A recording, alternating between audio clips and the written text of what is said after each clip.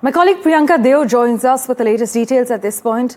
Priyanka, it's now confirmed that the suspect is a 29-year-old Afghan national who entered the US in 2021 as part of a Biden-era program?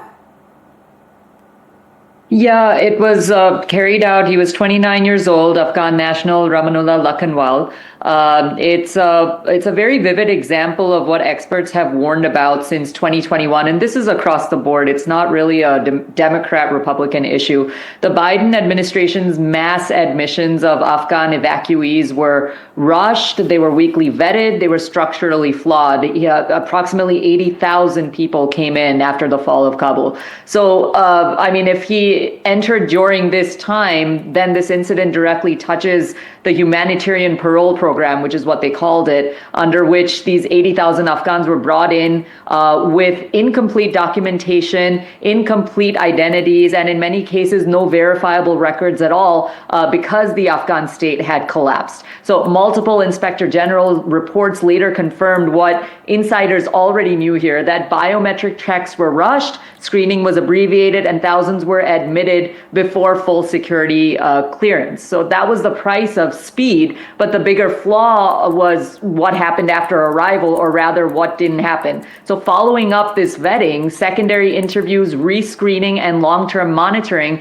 were supposed to continue as the files were verified. Instead, the system lost track of many of these evacuees entirely. So the US never fully confirmed many identities, never validated the missing documents, never created uniform oversight mechanisms.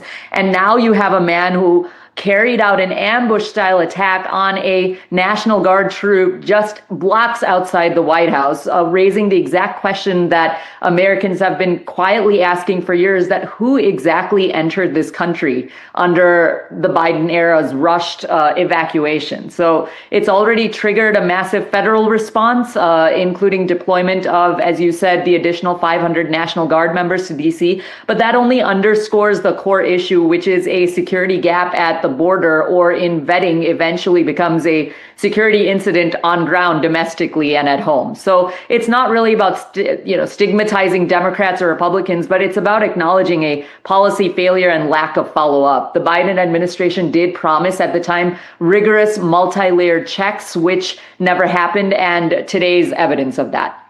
As far as this investigation is concerned, though, Priyanka, are investigators revealing anything about the suspect's background, his movements, and whether he acted alone, or is it too early at this stage?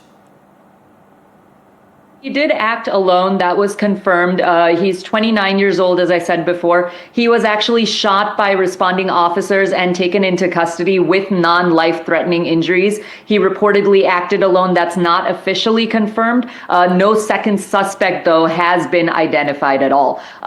Early reports indicate that he did enter the U.S. in 2021, and the motive is still unknown. So investigators have not labeled it officially as terrorism as of right now. There's no manifesto, communications, or organizational ties that have been publicly or officially released. Officials have not provided any details either about the suspect's background beyond his immigration status.